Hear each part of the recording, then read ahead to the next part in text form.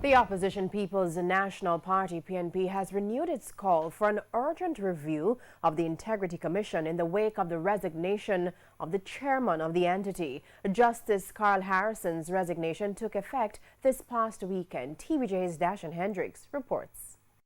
16 months in, and the chairman of the Integrity Commission, Justice Carl Harrison, is no more in the post. Justice Carl Harrison, who was appointed to lead the entity in March 2018, confirmed to our news center that he resigned, but declined to give a reason for his departure. I have in fact resigned. I had put in my letter of resignation in July, and it was sent to His Excellency the Governor General, and he has responded and has accepted my resignation.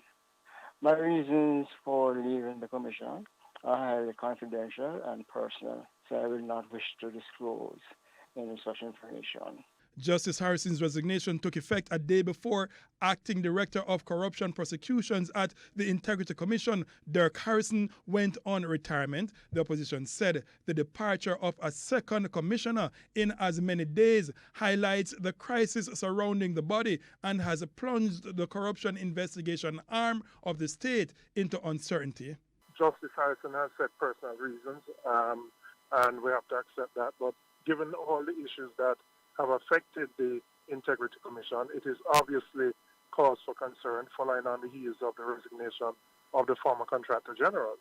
So I believe there needs to be a parliamentary committee which has oversight be put in place, and that there be a review of the Integrity Commission Act. We had already called for certain provisions which we believe will enhance transparency for Parliament to look at implementing or repealing those provisions which prevent the Commission from speaking on particular issues.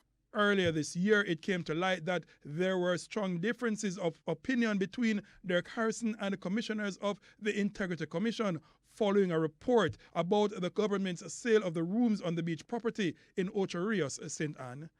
Dashan Hendricks, TVJ News.